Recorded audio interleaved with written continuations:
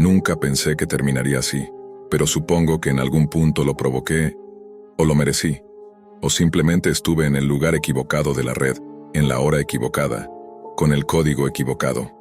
A veces, pienso que todo estaba escrito, pero no como destino, más bien como un experimento, un guión con espectadores.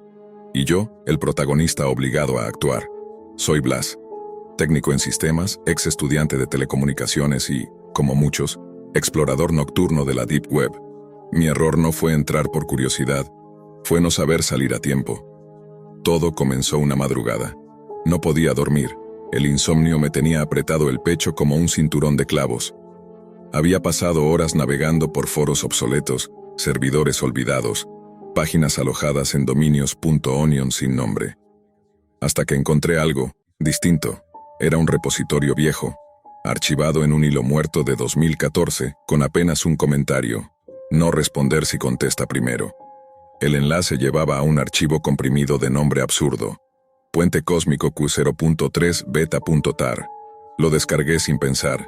El READ me decía: chat en terminal para comunicación interplano. Prohibido usar sin canal limpio. Contraseña: deadlink. Una broma, pensé. Rol de creepypasta, tal vez ARG. Lo monté en una máquina virtual, no soy idiota, pero ni eso me protegió. Al ejecutarlo, solo vi una pantalla negra con un cursor parpadeando. Luego una línea, conectando al plano, estableciendo puente, puente abierto, y luego apareció: Omega, ¿estás ahí, Blas? Casi tiré el teclado, no lo había escrito yo. Revisé logs, inputs, fuentes, nada. Ni conexión de entrada ni proceso oculto. Escribí: ¿quién eres? Respondió de inmediato: Omega. Alguien que te ha observado desde el día en que enterraste ese cuchillo en tu muslo. ¿Recuerdas? ¿O prefieres olvidar cómo sangraste por miedo a un suspenso? Me quedé helado. Eso no estaba en ninguna parte. Fue hace 6 años, en silencio, durante un ataque de ansiedad en la universidad. Nadie lo supo. Ni mis padres, ni siquiera mi exnovia. Me temblaban los dedos, pero seguí. ¿Cómo sabes eso? Omega. ¿Y si te dijera que sé que tu madre tiene un quiste en el ovario derecho? Que tu padre ya no toma las pastillas para la presión, o que tu hermano sale del trabajo a las 2:43 y toma siempre la ruta larga para fumar sin que lo vean. ¿Quieres que siga? Me levanté, fui al router y lo apagué. Silencio. Volví al portátil, pero la ventana seguía abierta, sin red, sin conexión, sin lógica. Entonces vi mi reflejo en la pantalla. Pero no era reflejo, era la cámara encendida. Yo no la había activado, se estaba transmitiendo. Lo supe por el retardo sutil, los píxeles que vibraban distinto. Omega, linda pijama, Blas. ¿Bailarías para nosotros? Solo un poco. Hazlo divertido. No respondí. Cerré la tapa del portátil. El cuarto quedó a oscuras. Pero entonces, mi teléfono vibró. Era un mensaje de texto, sin número. Mira lo que acaba de pasarle a tu hermano. Corre. O dale play. Un enlace. Lo abrí. Un video empezaba en loop. Mi hermano, atado a una silla, el rostro golpeado, sangre en la nariz. Un tipo detrás enmascarado con guantes quirúrgicos le mostraba una pantalla. No se veía qué había en ella, solo su cara llorando, suplicando. Luego, un golpe, otro, y luego la cabeza cayendo. Lo repetían, en loop, cada vez más lento, cada vez más detallado. Grité tan fuerte que pensé que me iba a romper la garganta. Volví al portátil, lo abrí. Omega. Si no bailas, el video será real, ya elegimos, no puedes salvar a todos, pero puedes entretenernos. Me quebré, literalmente, la mente me colapsó. Me puse de pie, temblando, y bailé. Fue ridículo, degradante. Movía los brazos como un títere, la cámara seguía. Omega. Más emoción, Blas. Ríe, llora, desnúdate si quieres salvarlo. No lo pensé. Me saqué la camiseta, luego los pantalones. Lloraba y reía al mismo tiempo.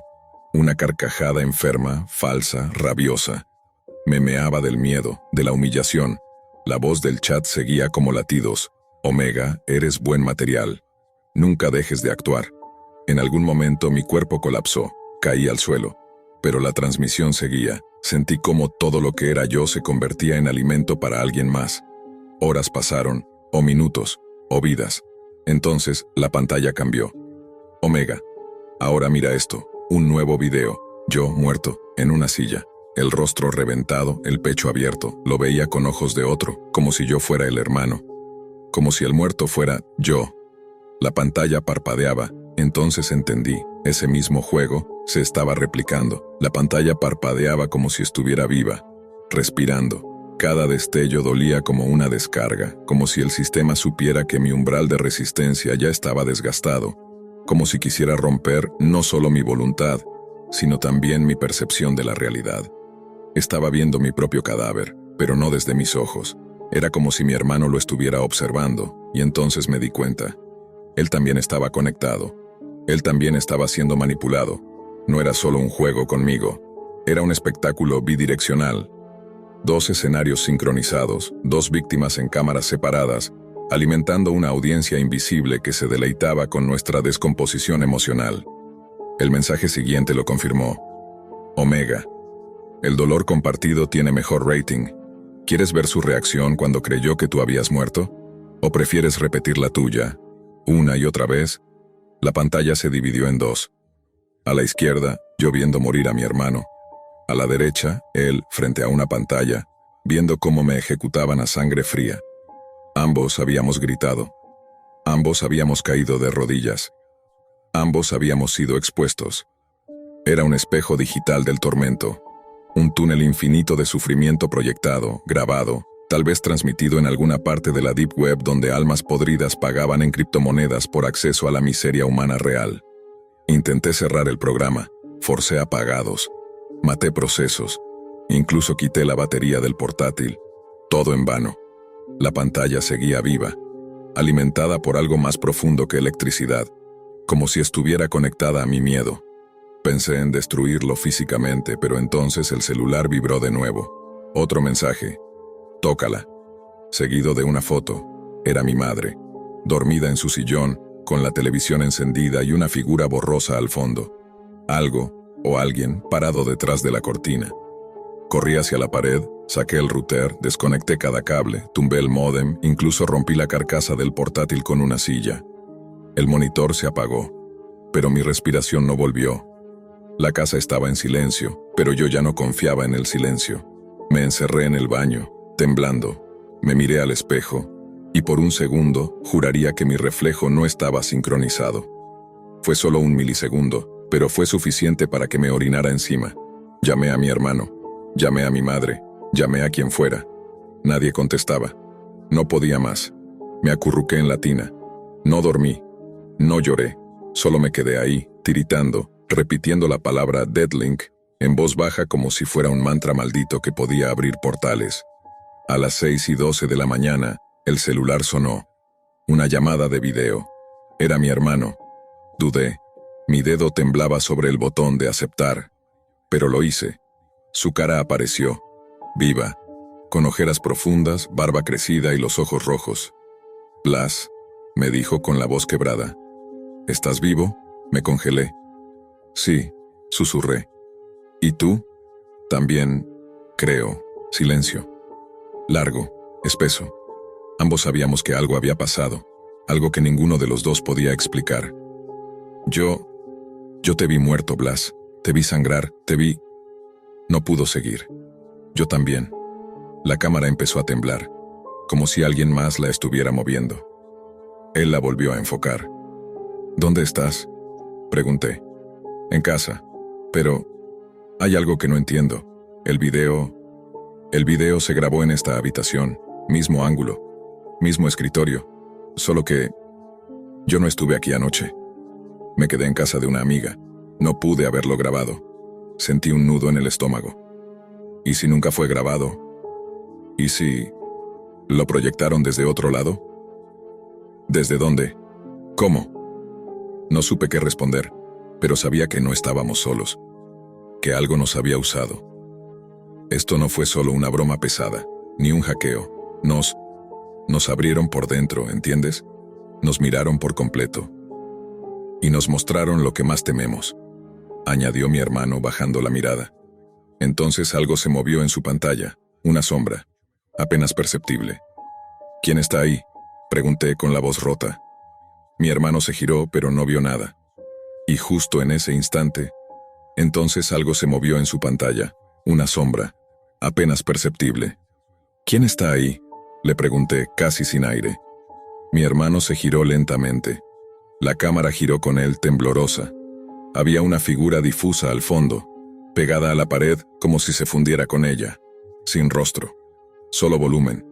La calidad de video bajó, como si estuviera siendo comprimida en tiempo real, como si alguien, o algo, no quisiera que viéramos claramente. ¿Qué ves tú?, le pregunté, con el corazón latiéndome en los dientes. Nada, creo que... Y se detuvo. Sus ojos se quedaron fijos en algo fuera de cámara. No pestañeaba. Estaba inmóvil, como si lo hubieran puesto en pausa. Javi, respóndeme. Silencio. Y entonces la imagen se congeló. Luego, volvió. Pero ya no era en vivo. Lo noté de inmediato. Era un loop. Como antes. La misma respiración, el mismo parpadeo, la misma posición exacta de los hombros. Una repetición disfrazada de señal. Me incorporé de golpe. Algo iba mal, muy mal. Y entonces mi propia pantalla se encendió sola. Sí, la que había destrozado, la carcasa rota, la batería arrancada, pantalla negra, hasta ahora. Parpadeó 3 veces, y apareció un nuevo mensaje. Omega, no son cámaras, son espejos. Me paralicé. Esa frase, esa maldita frase, me golpeó más fuerte que cualquier video de tortura. ¿Espejos? ¿Cómo podía ser eso? Me levanté. Fui directo al espejo del baño. Me miré. Nada raro. Pero algo no cuadraba. Sentía que me observaban desde el otro lado, no como una metáfora, como una certeza. Me acerqué más, pegué la frente al cristal, cerré un ojo, luego el otro, tratando de ver lo que no debía. Y entonces, por una fracción de segundo, mi reflejo no me imitó. No fue sutil, no fue sugestión. Se rió, con los labios apretados como si disfrutara mi confusión. Y luego volvió a mi gesto de miedo, sincronizado. Retrocedí tan rápido que me golpeé la nuca con la repisa. Mi celular sonó otra vez. Un nuevo mensaje, sin remitente. ¿Quieres cortar el puente, Blas? Apaga todos los espejos. O quédate con nosotros. Volví a mirar el espejo del baño. Luego corrí al salón, a la cocina. Cubrí todos con sábanas. Los espejos, la televisión, incluso la pantalla negra del portátil. Algo me decía que no eran superficies. Eran portales. Ventanas, interfaces del otro lado. ¿De qué otro lado? No lo sabía, pero no era humano, no completamente. Las cámaras no funcionaban como cámaras. Las conexiones no usaban routers. Era otra capa de realidad. Un software que abría puentes, sí, pero no entre usuarios, sino entre planos. Planos que no deberían tocarse. Volví a recibir otro mensaje. Esta vez apareció en la televisión, aunque estaba desenchufada. Omega. La sesión ha sido productiva, ha reaccionado bien, pero la audiencia quiere más. ¿Audiencia? ¿Qué audiencia?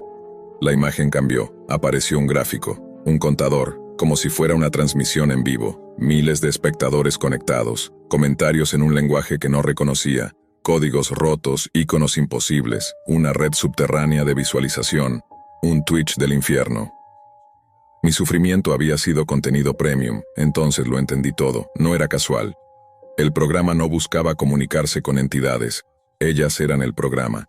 Deadlink no era una contraseña, era un aviso, estaba muerto el enlace entre este mundo y el siguiente, y justo por eso, los que habitaban del otro lado buscaban una nueva vía. Y yo, Blas, idiota de terminal y código, había abierto una grieta sin saberlo. Por jugar, por probar. Al fondo la pantalla mostró una última línea. Omega, finalizar transmisión por ahora. El espectáculo continuará. Y justo cuando sentí que podía respirar, cuando pensaba que tal vez podía recomponer algo de mi cordura, el timbre sonó. Un ding-dong seco, preciso. No abrí, ni me moví. El celular vibró. Era una imagen, mi puerta, vista desde afuera. Como si alguien parado justo al otro lado la hubiera tomado con una cámara a ras del picaporte. Mi corazón colapsó. Quise correr, pero no tenía a dónde. Y entonces otro mensaje. ¿Estás listo para la última parte, Blas? Fijé la mirada en la puerta. No me acerqué. No respiraba. Solo escuchaba. El aire en la casa se había vuelto denso, irrespirable, como si el oxígeno hubiese sido reemplazado por estática, por presencia. Ding dong. Otra vez. No había sombra bajo la puerta, No se oía paso alguno, pero sabía que había alguien, o algo, ahí afuera. Mi cuerpo ya no era mío. Se movía por sí solo, como arrastrado por un guión invisible. Pasos lentos, inseguros. El celular volvió a vibrar en mi mano. Lo levanté, casi sin querer. Otro mensaje. Sonríe. Estás en vivo. La cámara frontal se encendió, por sí sola, reflejándome a centímetros de la puerta. Mi cara deforme por el miedo, el lagrimal inflamado, la piel temblando. Y entonces, el picaporte se movió. Solo un pequeño sonido metálico, un aviso. Me lancé hacia atrás, tropecé con una silla. Caí al suelo. El celular se resbaló y se apagó. O lo apagaron. La puerta se entreabrió sola. No crujió. No vibró. Solo se abrió, como si fuera una compuerta más. No entró nadie. O al menos no como uno esperaría que entre alguien. En lugar de una figura, lo que entró fue una oscuridad distinta. No la de la noche, ni la de una casa sin luz. Era una oscuridad que tenía densidad, que tenía sonido, que parecía susurrar con cada centímetro que avanzaba. Y entonces supe que el puente nunca había sido entre mi ordenador y algún servidor extraño. Ni entre yo y otra persona. Ni siquiera entre dos planos espirituales como me había sugerido el programa. Era entre lo real y lo observado. Porque aquello que entraba por la puerta no quería matarme, no quería poseerme, no quería llevarme. Lo que quería era verme. Verme al natural, sin filtros, sin escudos, sin ego. Solo yo, en ruinas. Era un ojo colectivo. Un enjambre de conciencias observadoras sin forma definida. Tal vez humanos alguna vez, tal vez nunca lo fueron, alimentándose no del cuerpo, ni del alma, sino de la emoción humana más pura. El colapso, mi colapso. Me arrastré por el suelo. Me cubrí con una manta como si fuera una protección espiritual de niño asustado. No funcionó. La oscuridad ya estaba adentro, no era invasiva, era íntima. Y justo cuando creí que la conciencia se me quebraba en 1000 fragmentos, algo sonó. Una voz. Familiar. «Blas, ¿estás despierto?» Abrí los ojos. La luz del sol entraba por la ventana. Los pájaros cantaban. Olía a pan tostado. A domingo. Me levanté temblando. Bajé las escaleras. Mi hermano estaba en la cocina. Vivo, tranquilo, sonriente. «Anoche te llamé», dijo, «pero no contestaste. Pensé que estarías durmiendo». Lo miré. No sabía si tocarlo, si hablarle, si llorar. «¿Qué día es hoy?», pregunté. «¿Cómo que qué día? Domingo. El tercero». «¿Por qué?». Revisé el celular, la pantalla estaba limpia, sin mensajes, sin registros, ni del chat, ni de las llamadas, ni de los videos. Todo estaba intacto, como si nada hubiera pasado, como si el puente nunca se hubiese abierto. Pero yo no estaba intacto. Esa noche dormí con todas las luces encendidas, y aún así cerré los ojos con miedo. Porque en el fondo, sabía que la transmisión no había terminado. Solo había entrado en pausa. Esa certeza no me abandonó nunca más. Una semana después, revisando los archivos de respaldo del sistema, encontré algo. Un nuevo video, oculto en una carpeta creada automáticamente por el sistema.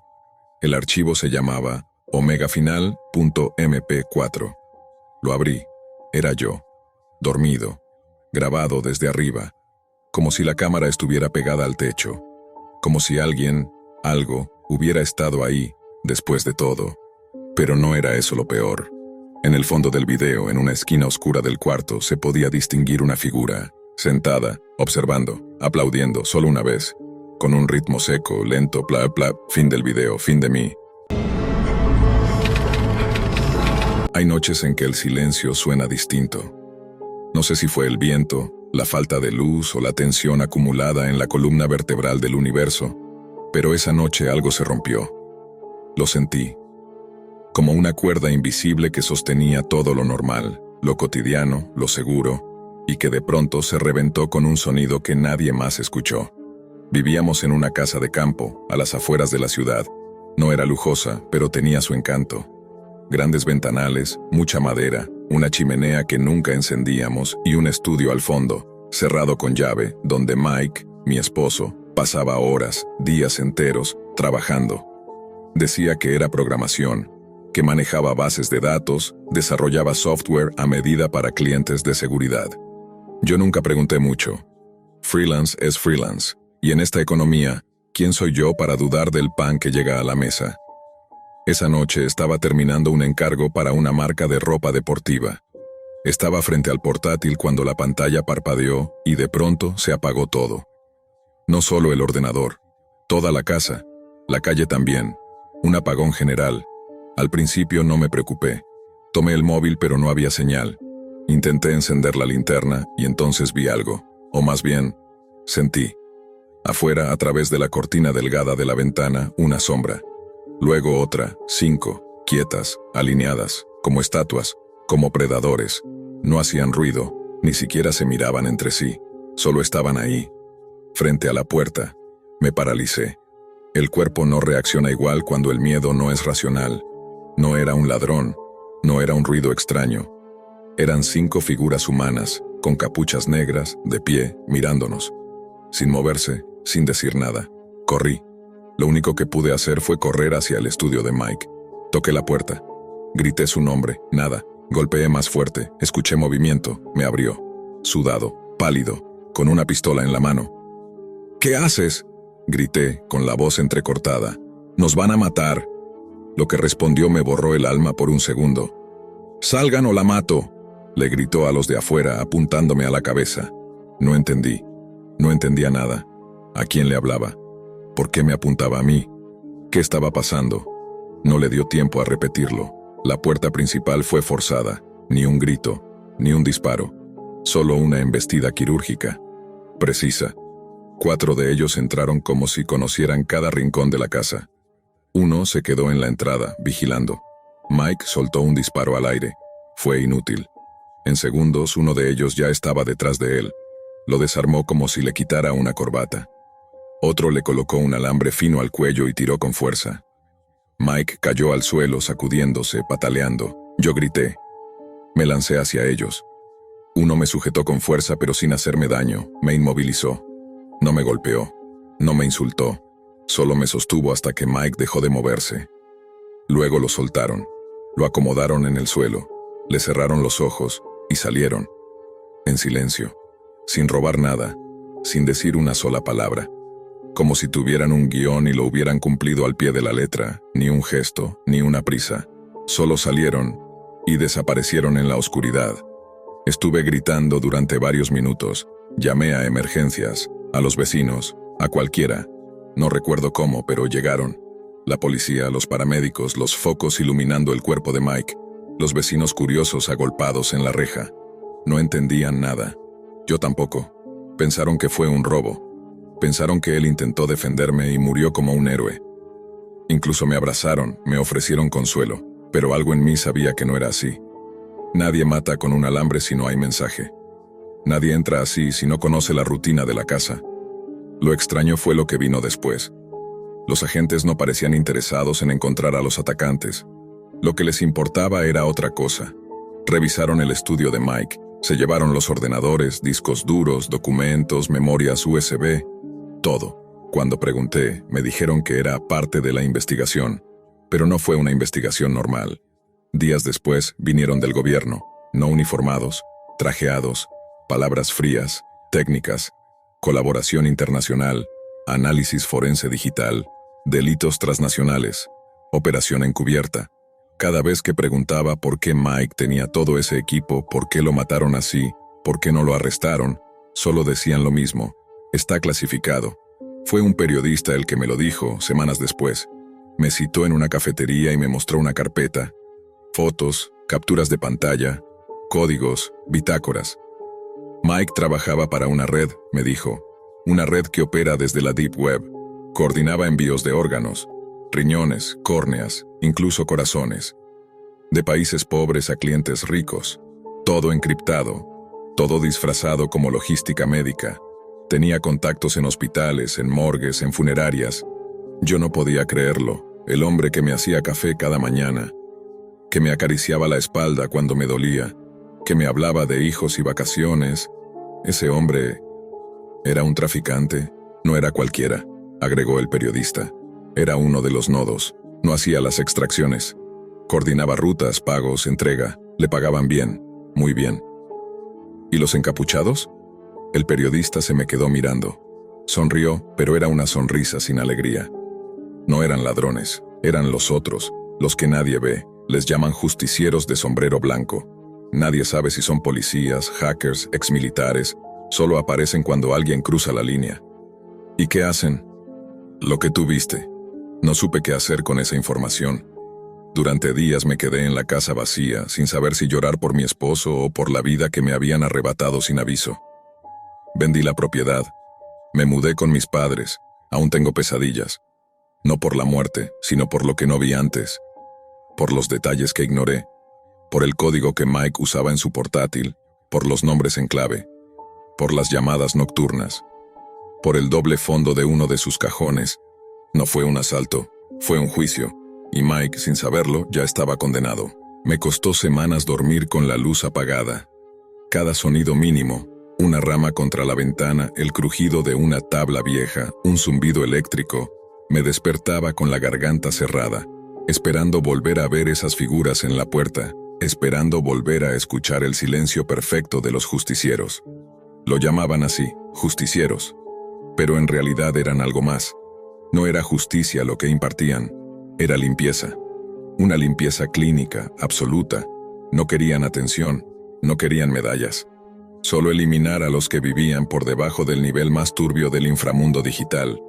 Y lo hacían sin un susurro, sin dejar huellas, sin rostro. Con el paso de los días empecé a juntar fragmentos. Recordé que Mike nunca dejaba que yo entrara al estudio. Lo tenía bloqueado con doble cerradura electrónica y decía que era por seguridad de los datos de sus clientes. Me parecía lógico, al menos entonces. También recordé algo más. Cada 2 meses llegaban cajas a su nombre sin remitente. Las recogía en un punto de mensajería alejado, a 40 minutos en coche. Decía que eran piezas electrónicas, tarjetas madre, routers modificados, pero una vez, sin que él lo supiera, abrí una, solo un poco. Estaba sellada con espuma protectora negra. Dentro, lo único que vi fue una especie de cilindro metálico envuelto en papel opaco, con un símbolo médico en una etiqueta escrita en cirílico. Me asusté. Lo volví a cerrar. Nunca dije nada. No quise parecer paranoica. Ahora lo entiendo todo. O creo que lo entiendo. Mike no solo coordinaba. Tenía contacto con los paquetes, con las rutas. Era más que un operador remoto. Era parte del cuerpo logístico. Una noche, no pude más y regresé a la casa. Ya no era mía. Estaba vacía. Pude entrar porque la inmobiliaria aún no había cambiado las cerraduras. Caminé por los pasillos oscuros. Cada habitación me devolvía un eco de algo perdido, una risa, una discusión, un desayuno compartido. Todo parecía más pequeño, más ajeno. Entré al estudio, me senté en su silla. Miré la marca de sangre ya seca donde había caído. Y entonces encontré algo que no habían visto los agentes, o que no les interesó encontrar. En la parte inferior del escritorio, dentro de un hueco oculto bajo una lámina suelta de madera, había un cuaderno. Escrito a mano, sin título. Eran listas, códigos, coordenadas, nombres. Lo primero que me llamó la atención fue que todos los nombres eran femeninos. Junto a cada nombre, un rango de edad y una fecha. Luego, un país. En algunos casos, la palabra completo. En otros, rechazo. No eran clientes, eran víctimas. Pasé las páginas con las manos temblando. Un nombre me paralizó. Ana Lira. Edad, 12. País, Bolivia. Estado, apto. Corazón. No sabía si llorar o vomitar. Mike tenía caligrafía hermosa. Cada letra era precisa, recta, impecable. Eso era lo peor. La frialdad, la rutina, la limpieza con la que todo estaba anotado. Cerré el cuaderno, lo llevé conmigo. Esa noche dormí en el coche, a las afueras de una comisaría, pensando si debía entregarlo. Pero una frase del periodista resonaba en mi mente. Está clasificado. Decidí escribirle. Le mandé fotos de algunas páginas. Me pidió vernos. Nos encontramos en una gasolinera a medianoche, como si estuviéramos traficando algo prohibido. Y de cierto modo lo estábamos. Me dijo que lo que tenía en mis manos era más valioso que todo el equipo informático de Mike, que ese cuaderno era una pieza física, directa, sin encriptaciones ni protecciones.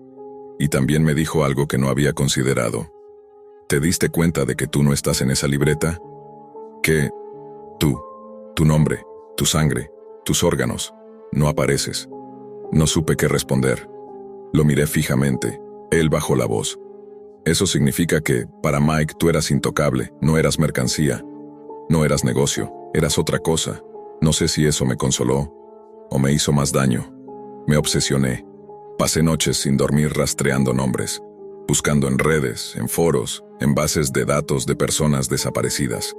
Algunos nombres coincidían, otros no. A veces encontraba una foto, una publicación de búsqueda, un cartel descolorido en una plaza virtual. Otros parecían borrados de la existencia, ni una huella. Y entonces apareció un mensaje en mi correo, sin asunto, sin remitente, solo una línea. Sabemos que tienes el cuaderno, déjalo donde lo encontraste y no te pasará nada, lo leí 1000 veces. Me hervía la piel. Respondí. ¿Quiénes son? Silencio. Luego otra línea. Quienes arreglamos lo que los gobiernos ignoran. Pensé que era una amenaza, pero no lo fue, al menos no todavía. Una semana después, otro mensaje. Gracias por no hablar. Ella estaba en la lista.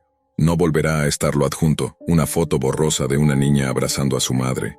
Fondo desenfocado, rostros cubiertos con pintura digital, pero reconocí el nombre en la etiqueta del uniforme escolar. Ana Lira, la que aparecía como apta, corazón. Estaba viva. Eso me partió en dos, porque entendí que el cuaderno no era solo evidencia, era también oportunidad, era un mapa del horror, pero también de vidas que quizás todavía podían salvarse. Y en ese momento supe que ya no era solo la viuda de Mike. Me habían hecho testigo, me habían hecho portadora de algo, de una responsabilidad, o quizás de una maldición. Porque cuando sabes lo que hay ahí abajo, en ese mundo oculto al que solo se accede por capas de cifrado, donde la moral no existe y los cuerpos son códigos, ya no puedes mirar al mundo de la misma forma. La Deep Web no es un lugar, es una selva sin reglas, un abismo que no se ve en los navegadores. Es un tribunal sin jueces ni apelaciones, donde cada crimen puede ser castigado, si alguien lo decide, y si no, desaparece. Pasaron meses, cambié de nombre, dejé las redes sociales, cerré mis cuentas. Me mudé lejos, a una ciudad gris donde nadie me conoce, donde los días se parecen tanto entre sí que parecen copias defectuosas de un mismo archivo. La libreta ya no está conmigo, no porque la haya entregado ni porque me la hayan quitado. Un día, simplemente, desapareció. La dejé en un cajón del hotel donde me hospedaba. Salí a comprar café. Cuando volví, el cajón estaba vacío, pero sobre la mesa había una nota escrita a mano, con la misma letra impecable de Mike. Gracias por no traicionarme. Eso me quebró. No entendía si era real, si alguien había imitado su caligrafía, o si había dejado esa nota mucho antes de morir, como si supiera que algún día todo iba a derrumbarse. Pensé en él mucho tiempo, no como el monstruo, no como el criminal. Pensé en el hombre que me leía cuentos cuando me enfermaba, que cocinaba panqueques los domingos, que me miraba como si el mundo terminara en mis ojos. No era actuación, no lo fingía. Ese hombre existía, solo que también coexistía con el otro, el que negociaba con vida humana. Y entender eso fue lo que más me costó, que ambos podían ser reales al mismo tiempo. Durante semanas me hundí en foros, chats encriptados, redes de informantes. Me volví adicta a entender cómo funcionaba ese sistema que había escondido al Mike que yo no conocía. Leí documentos filtrados, me metí en zonas donde se vendía todo. Acceso a cámaras públicas, documentos falsos, armas, niños. Y fue ahí cuando lo entendí. Él no era el final del túnel. Era solo una terminal más. Un nodo. Un nombre entre cientos. Porque la red sigue. Aunque corten una cuerda, hay miles más sosteniéndola. Lo que hicieron con Mike fue quirúrgico. Un castigo ejemplar. Pero no fue justicia universal, solo fue un ajuste en el sistema. Un día recibí otro correo, sin remitente, sin asunto, solo una frase: si estás leyendo esto ya formas parte. Desde entonces no he vuelto a recibir mensajes, ni advertencias, ni amenazas, nada. Y eso es lo que más miedo me da. Porque el silencio, en este mundo, nunca es gratuito. Porque la Deep Web, esa zona donde no hay mapas, ni leyes, ni moral, ya me adoptó. Y lo sé porque cada vez que cierro los ojos la veo.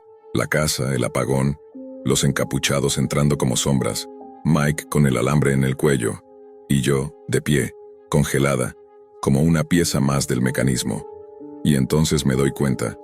Ellos no solo vinieron por él, vinieron para dejarme algo, un mensaje, una misión, o quizás una deuda. Porque en este lado del mundo, el que no tiene dirección IP ni ventanas emergentes, no hay segunda oportunidad, solo una regla. El castigo no necesita permiso, solo oscuridad. La primera vez que noté a Tyler fue por lo que no hacía, no hablaba. En la fila 3, siempre con la capucha puesta, mirando el reflejo del cristal en vez del pizarrón, como si la clase fuese un ruido de lluvia y él, una ventana empañada. Yo también era de las calladas, pero lo de él era otra categoría de silencio, uno que buscaba esquinas, que medía distancias, que calibraba puertas. No entendí que me miraba a mí hasta que supe que ya me había medido, cuánto tardaba en guardar mis cosas, por dónde salía, a qué hora tomaba el bus, qué canciones escuchaba en el trayecto porque la luz de mi teléfono se reflejaba en el vidrio. No, le dije cuando me esperó después de Historia Contemporánea para invitarme un café. No, las 2 letras como un pestillo. Él se encogió de hombros y sonrió, una sonrisa sin dientes, y siguió su camino. Desapareció de clases a la semana siguiente, y entonces empezaron los accidentes. Primero, el coche sin placas frente a mi edificio, motor encendido, faros apagados, las 2:14 de la mañana. Luego, hombres que caminaban a mi ritmo con la vista clavada en el reflejo de una tienda, no en mí, pero en mí. Una notificación de inicio de sesión desde un dispositivo nuevo. Correos sin asunto que devolvían error si intentabas responder. La cámara de mi portátil con el LED parpadeando justo cuando me inclinaba para leer.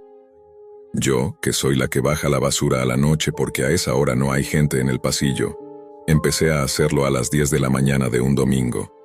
Me dije, casualidad. Igual que se dice, es resfriado para espantar la palabra neumonía. Mi hermana, 15 años, risa de lata golpeada cuando algo le da vergüenza, me escribió. Hay un hombre con gorra siempre en la esquina de la escuela. Me mira como si me conociera, llamé a mi madre. Me dijo que seguro era un papá esperando. No dormí. Esa noche el coche cambió de lado y yo conté la respiración para que no temblara el teléfono en mi mano. Al día siguiente, cuando encendí la laptop, apareció una ventana negra por menos de un segundo, como un guiño, y luego todo normal. A la hora me llegó un mensaje a Telegram desde un usuario sin foto. Qué bueno que te has peinado hoy. No tenía canales abiertos con desconocidos, no tenía nada. Tomé una captura, la envié a mi mejor amiga. Reporta, bloquea, dijo. No sabía a quién. El primer nombre lo puso Javier. No era exactamente mi amigo. Era el tipo que siempre tenía un cable que prestarte o un PDF subido a un drive con nombre de cereal. Lo encontré en la biblioteca. ¿Tú conoces a Tyler? Le mencioné con la voz como si fuese a pedirle una contraseña. No levantó la mirada. El de la capucha. Asintió sin asombro. Te cuento algo, pero no salgas diciendo que fui yo. Me llevó a la salida de incendios y sacó el móvil. Capturas de pantalla con fondos negros, hilos en un foro sin logos, títulos en inglés mal escrito. Un usuario, o guión hecho. La foto de perfil era una luna fósil. En un hilo hablaban de contratar colas, de packs de cuidado, de miradas que obedecen. Él me mostró un párrafo subrayado. Si te cierran la puerta de la calle, abres la del techo. Si te cortan el cable, hay radio. Si te bloquean, estás dentro con otro nombre. Todo es cuestión de elección, de control firmado, o hecho. Había respuestas de gente con avatares de caricaturas antiguas, con timing de culto. Leí el final del post. Alice piensa que me dijo que no. Mis dedos se cerraron sobre el teléfono de Javier. ¿Es broma? Él negó, despacio, como si me estuviera negando a mí la existencia.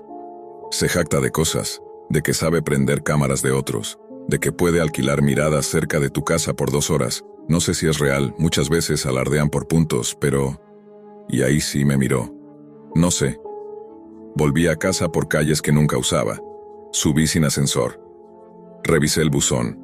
En el fondo un sobre sin remitente con mi nombre mal escrito. Alice. Adentro una foto impresa desde una impresora barata. Yo, en la cocina, abriendo la nevera con una media en la mano. Al reverso, una flecha dibujada a bolígrafo señalando el borde del marco de la puerta. Pegué tiritas de cinta a todos los marcos que pude, como si fueran sellos aduaneros. Puerta, cuarto, baño. Hice una lista de cosas a las que no les había prestado atención. El detector de humo que instaló mantenimiento la semana pasada, la regleta alargada que me dejó el casero, el pequeño agujero en la esquina de la caja de internet que yo misma había atornillado. Enloquecer es, al principio, una lista. Después ya ni lista es. Es como un zumbido que se cuela en cada cosa. Quise creer que todo era digital, pero el mundo físico se me empezó a llenar de señales. Un folleto de una empresa de mudanzas atascado en la puerta con una nota en naranja. No esperes a que sea tarde. La señora del segundo que me dijo, te vieron sacando la basura con una bata linda. Nunca saco la basura en bata. Nadie debe haber visto eso. Nadie. Llamé a seguridad del campus. Me hicieron llenar un formulario con mi número de alumno y un par de fechas. Vamos a revisar CCTV. Me sentí ridícula pronunciando CCTV como si estuviera en una serie. La mujer de la ventanilla me sonrió con profesionalidad y me dio un folleto con consejos para sentirme más segura en el campus. Ninguno incluía dejar de existir. Decidí leer. Entré a foros que, según decían, no existían. Busqué términos que no sabía que sabía. Máscaras de animal, cuentas con alias que cambiaban de vocales, reglas escritas en clave. Aprendí a ver entre líneas sin aprender a hacer nada. No quería hacer nada, quería comprender. Hay un idioma que se habla bajo el agua, gestos mínimos que en superficie serían invisibles. En esos foros, Tyler hablaba ese idioma. Hablaba de mí sin nombrarme y de otras con el mismo molde. Estudiante, ciudad X, hermana en secundaria, madre que no entiende de redes. Hablaba de colar cámaras en dispositivos de alarma instalados por terceros, de compra de ojos temporales, hombres que vigilan por dinero y que no preguntan por qué, de vulnerar cuentas con ingeniería emocional. A veces subía imágenes borrosas, a veces nada. Las otras cuentas lo celebraban, lo corregían, le pedían pruebas. Él respondía con paciencia. No se trata de pruebas, se trata de que cuando sea evidente ya sea tarde. Me hice la pregunta que no quería. ¿Voy a la policía? ¿Y con qué pruebas? ¿Con capturas de nombres que cambian, de IPs que no significan más que la ruta de alguien que sabe caminar sin dejar pisadas? ¿Con la foto de mi cocina? ¿Con mi miedo? Pensé en mi hermana y en la esquina de su escuela. Pensé en los hombres que alquilan su mirada por horas. Las palabras nuevas me envenenaban el lenguaje. Una noche mi madre me dijo que había visto a un chico con la capucha de Tyler cruzar la calle donde ella trabaja. No sabía si era él. Yo sentí que se me derretía el desayuno de los últimos 3 días dentro del estómago. No pasa nada, le dije, y temblé. El mensaje que lo convirtió en plan fue simple. Siempre vienen cuando abres la puerta correcta. El remitente era, o hecho, otra vez, la imagen adjunta. Una puerta de metal con una pegatina de Internet rápido, servicio técnico. La dirección, la suya cruzando 2 barrios desde el campus, un edificio sin portero, con buzones que nunca cerraban. La pegatina la había visto yo misma días antes, de camino a casa de una amiga, sin saber que la estaba viendo. Había pensado, pobre tipografía. Ahora la veía como un cartel luminoso. Si alguien te invita así, te está tendiendo una trampa o te está diciendo que te atrevas. ¿Cuál de las 2 puertas es la correcta? ¿La de su casa o la que no se abre nunca? Hice algo que no debía. Le conté a Javier. No vayas sola, dijo, torciendo la boca. No vayas. No tenía a quién más decirle. Mis amigas, ellas me habrían dicho que denunciara, que no fuera una idiota. Me armé de lo que una mujer puede armarse cuando sabe que la ley es un laberinto con espejos y nadie la está esperando al otro lado. Encendí la grabadora del móvil, me puse una chaqueta con capucha, metí gas pimienta en el bolsillo interior, cerré, respiré, bajé. Caminé como si no supiera a dónde iba, me sudaron las manos. Conté los semáforos. El edificio de Tyler tenía un hall que olía a humedad y a cable quemado. Los buzones, abiertos, uno de ellos con la pegatina idéntica a la de la foto. Toqué 2 timbres antes del suyo para hacer ruido. Subí por la escalera, evitando el ascensor, porque en el ascensor no hay puertas correctas, solo paredes. Su puerta estaba entornada. Alguien había puesto un sobre para que, al abrirla, cayera. Lo recogí. Adentro, otra foto. Yo, en el pasillo de mi piso, con la chaqueta que llevaba ahora, pero con un día de diferencia. No entendí cómo podía ser, y entendí. Me habían fotografiado siempre. Empujé la puerta y la vivienda me tragó con la rapidez de una página que carga sin anuncios. Era un estudio, pero parecía un sótano de servidores. Cables como lianas, regletas duplicadas, un olor a polvo caliente y a bebidas energéticas derramadas. 3 monitores ocupaban la pared principal, sin marcos decorativos, sobre una mesa improvisada con caballetes. En el primero, mi salón, la planta moribunda, el espejo redondo, la manta que mi hermana se había llevado el fin de semana y había vuelto a tirar en el sofá. En el segundo, el pasillo lateral de la universidad donde nos amontonábamos cuando llovía. En el tercero, la puerta de la secundaria de mi hermana, con la calle al fondo, y un zoom de mala calidad sobre la señora de los tamales que siempre le fiaba a las 9. Al lado de los monitores, una libreta de papel, con columnas de horas y 2 columnas con símbolos que no entendí hasta que sí.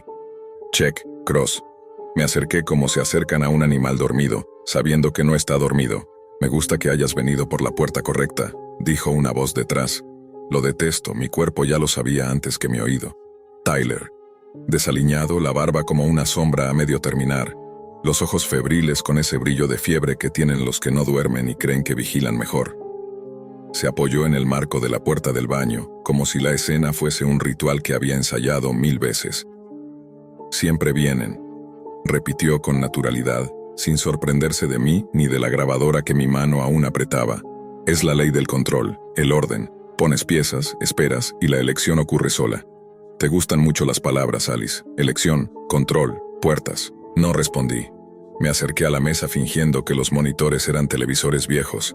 Él caminó despacio, sin tocarme. Cerró la puerta con un clic que sonó como una palabra en otro idioma. Podrías haber denunciado, pero no, siguió. Podrías haber huido, pero no. Abriste. Eso es lo que me gusta de ti. Entiendes que todo es un juego de puertas. Aquí está tu salón, allá tu hermana. Yo puedo apagar estas luces o dejarlas así. Tú puedes quedarte o no. Lo único que no puedes hacer es creer que te perteneces. Nadie se pertenece. Nos pertenecen los que nos miran. Miré el tercer monitor, la puerta de la secundaria, y sentí algo que no sé decir con palabras sin que parezcan excusas de una persona que pierde la forma humana. Había personas juntas en la esquina y una gorra. Me acerqué más, como si el píxel fuera una puerta. Déjala en paz, dije. Mi voz sonó pequeña, pero no llorando. Pequeña como una ventana cerrada. Él sonrió. Yo no hago nada, respondió. Yo coordino. Yo ordeno. Yo elijo a quién le doy la elección. Tendí la mano y apagué uno de los monitores. Un acto estúpido. Él lo encendió con una tecla, sin mirar. La libreta tenía, en la última línea, mi nombre escrito en lápiz. AM, entrega, elección. Había un círculo alrededor. Recordé la pegatina en la puerta. Recordé la foto en mi cocina. Recordé a mi hermana con su risa de lata. Puse la mano en el bolsillo interno de la chaqueta y sentí el cilindro frío del gas pimienta, el botón de seguridad. Respiré. ¿Qué quieres?, pregunté. Orden, dijo como si me pidiera agua. Que entiendas que esto no para. Que si cierras una cuenta, abres otra. Si te mudas, alguien paga por ver dónde vives ahora. Si lloras, hay 20 personas tomando notas. Yo no soy el monstruo, Alice, soy el orden. El caos se llama azar. La elección trae paz. Avancé un paso. El piso dobló la madera como si debajo algo respirara. Él se acercó un poco también, calculando. Yo sé cuándo me calculan. En su respiración oí el zumbido del router. En la superficie de su pupila vi el reflejo de mi miedo y del monitor donde mi sala seguía ahí, intacta. Pensé en llamar a gritos a un vecino, pero el edificio parecía hecho de lana mojada. Nadie oye en la lana. Si yo salía por esa puerta, si corría por la escalera, ¿qué cambiaba? Los monitores seguían, la libreta seguía, los hilos en el foro seguían, los hombres con mirada alquilada seguían. Si no lo detenía en ese minuto, mañana habría otra Alice en su libreta. Y la mía apenas sería una línea con un check. Deslicé el seguro del gas pimienta. Él vaciló, y esa vacilación me dio una ventana que no sé si merecí. Le rocié la cara con una ráfaga seca, con una furia que no sonó a mí, y en su grito se mezclaron humedad y metal. Dio un paso atrás, chocó con la mesa, tiró al suelo una memoria externa que tintineó como un diente. Fui hacia la puerta. Vi una llave en el cerrojo. La giré. El pasillo asomó con su luz enferma de edificio viejo. Corrí 3 pasos y me detuve. Algo se clavó en mi garganta como un anzuelo. Aunque escape, él sigue. Aunque cierre esta puerta, él tiene otras. Apreté la espalda contra la pared. Escuché cómo él respiraba a bocanadas, maldiciendo, tanteando con los dedos cosas que no me importaban hace una semana, y ahora eran un mapa de guerra, cable, teclado, trapo. Miré el piso. A la derecha, en un carrito de herramientas barato, había un destornillador. Plano, mango rojo, de esos que dejan una marca cuando los calientas, de esos que mi padre usaba para apretar la bisagra del armario, y yo, de niña, pensaba que eran espadas en miniatura. Lo tomé. No pesaba, o yo ya no sentía el peso de nada. Me di la vuelta. Vi el marco de la puerta como un rectángulo de aire. Dentro, el zumbido de los ventiladores reanudaba su fealdad cotidiana. En el tercer monitor, al costado, la puerta de la escuela de mi hermana mostraba a alguien que levantaba un vaso de poliestireno con chocolate. Tyler, con los ojos cerrados y la cara brillante, murmuró algo sobre elección y orden, con una voz que quería ser catedral y era sótano. Di un paso de regreso al departamento. Cerré la puerta con el talón, sin girar la llave. Tiré de la capucha hacia atrás para ver mejor. El mango del destornillador se acomodó en mi palma como si supiera mi nombre. El aire era un papel que alguien arrugaba muy despacio. En algún lugar dentro de mis costillas, algo dejó de temblar y, en ese silencio, pude oír por primera vez mi propia decisión, desprovista de metáforas, limpia como un borde. El primer golpe fue un grito mudo, seco, de carne que no entiende lo que pasa. El segundo fue un rugido con eco de cables. El tercero ya no fue para silenciarlo, sino para asegurarme de que no se levantara más. No conté cuántas veces. Solo sé que cuando paré, el destornillador ya no era rojo y mi brazo temblaba de una manera que no era miedo, ni furia, ni justicia. Era vacío. No huí. Me senté en el suelo, al lado de él. Grabé un mensaje de voz en mi móvil y lo envié a Javier con la ubicación. Le pedí que llamara a la policía. También dejé desbloqueado el teléfono de Tyler, con todos los accesos a sus foros, las capturas, las transacciones, los registros. En la pantalla aún parpadeaban las cámaras activas. Cerré cada una por una. Me detuvieron, claro. Hubo titulares. Hubo debates. ¿Podía haberse defendido sin matarlo? ¿Exceso de fuerza? ¿Justicia por mano propia o víctima arrinconada? Hubo un juicio. Fui condenada a 2 años de prisión por homicidio en legítima defensa con exceso. Salí antes, por buena conducta, y porque alguien en el jurado lloró. Cambiar de nombre fue fácil. Cambiar de ciudad también. Lo difícil fue cambiar de reflejo. A veces todavía creo ver una cámara en el marco de una puerta o un punto rojo en la alarma de incendios. No puedo confiar en los espejos porque ahora sé que algunos devuelven más de lo que ven. Vivo bien. Trabajando, sin redes sociales, sin domicilio público, con pocas personas que sepan mi historia. Pero hay algo que nunca olvido, que me repito en voz baja cada vez que bajo la basura, cada vez que escucho un clic que no reconozco. En la Deep Web, ni la cárcel interrumpe el alcance. Pero la muerte sí. Nunca pensé que algo tan estúpido como abrir un navegador oculto podría terminar tan mal. Me llamo Eric, tengo 27 años, vivo con mi novia Alana, y hasta hace poco, era uno de esos exploradores digitales que pensaban que todo en la Deep Web era exageración o mito. Hasta esa noche. Fue un sábado de madrugada. Llevaba horas navegando por foros y directorios ocultos cuando encontré una sección llamada Cámaras Abiertas. No era nuevo, ya había oído hablar de páginas que recopilaban transmisiones de cámaras mal configuradas, pero esta tenía un toque distinto. El sitio era limpio, casi minimalista. Mosaicos de cámaras en directo, salones vacíos, patios oscuros, habitaciones de hotel, oficinas iluminadas por monitores encendidos. Algunas parecían inofensivas, otras, no tanto. Entre todas, uno me llamó la atención. Una sala de hormigón, gris, sin ventanas. Tenía visión nocturna activada, y una luz verde parpadeaba en la esquina inferior derecha. Justo debajo de la pantalla, un mensaje discreto decía, "Proceed at your own risk". Clic. La transmisión tardó en cargar. Al fondo, algo se movió. Una figura femenina apareció arrastrando la pierna, como si la tuviera rota o dormida. Estaba despeinada, con el cabello pegado al rostro y un camisón sucio hasta las rodillas.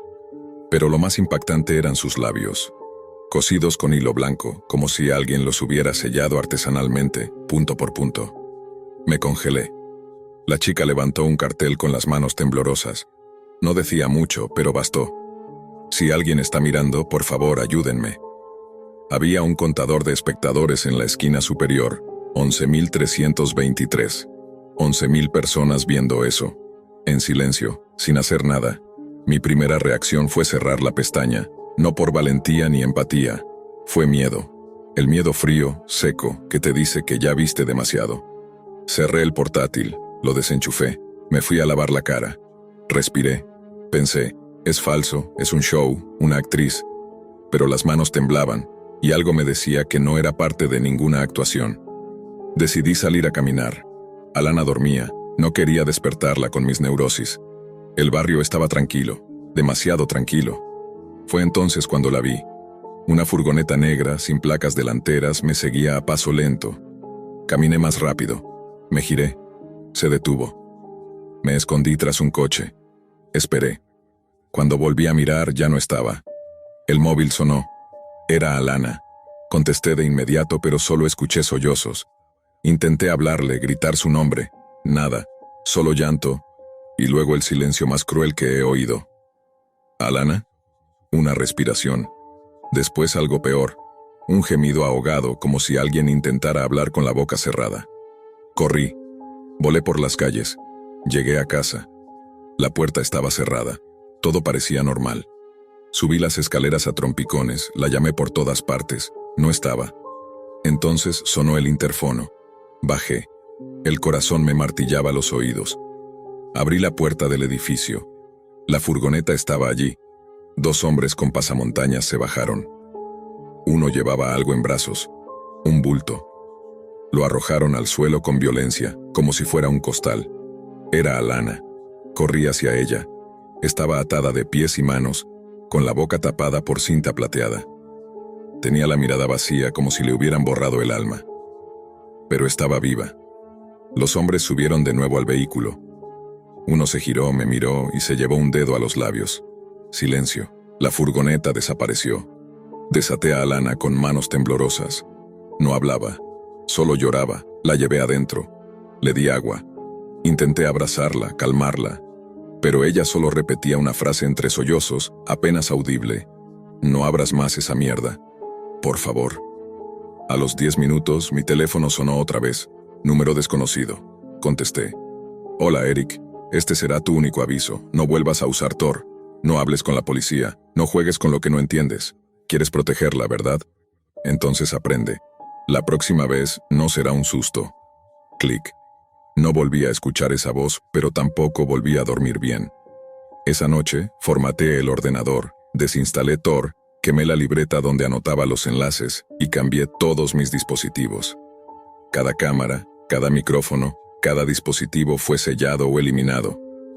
Alana no quería hablar. Solo se aferraba a mí como si en cualquier momento fueran a llevársela otra vez. Tuvo pesadillas. Me despertaba llorando. Le costó semanas volver a hablar. Nunca quiso contarme qué pasó exactamente. Solo dijo que la grabaron, que la vieron, que sabían todo sobre nosotros. Yo también entendí lo que vi. Esa sala no era una actuación, no era una ficción interactiva, era real. Pero lo más perturbador no era la sala, ni siquiera los labios cosidos de la chica. Era el contador. 11.323 personas mirando, y ninguno hizo nada. Yo fui uno de ellos. Un clic, un vistazo, una simple curiosidad. Pero en la Deep Web no hay solo mirar. Cada espectador es parte de la red, cada conexión alimenta el sistema. Descubrí demasiado tarde que hay rutas, tarifas, reglas no escritas, y un sistema de vigilancia compartida donde todos somos cómplices. Donde cada cámara que ves también te ve a ti. Alana se salvó, sí, pero ¿a qué costo? Desde entonces, cuando paso por la sala del ordenador, siento una mirada detrás. Cuando duermo, sueño con hilos blancos que cosen mis labios y me impiden gritar. Y a veces, solo a veces, escucho el sonido de una transmisión activándose. Aunque el portátil esté apagado, A veces creemos que mientras no toquemos, mientras no participemos activamente, estamos a salvo. Pero en los rincones más oscuros de Internet, mirar ya es pactar. No hay espectadores inocentes en el submundo donde el dolor se transmite en directo y la desesperación se convierte en contenido. Cada clic cuenta. Cada segundo de visualización alimenta una red que se arrastra desde la pantalla hasta tu vida, dejando huellas invisibles en todo lo que amas.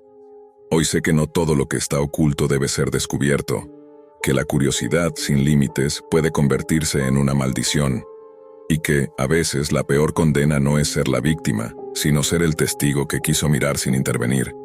Porque en la Deep Web no hay retorno. Entras por morbo, te quedas por miedo, y sales, si tienes suerte, con una advertencia tatuada en el alma.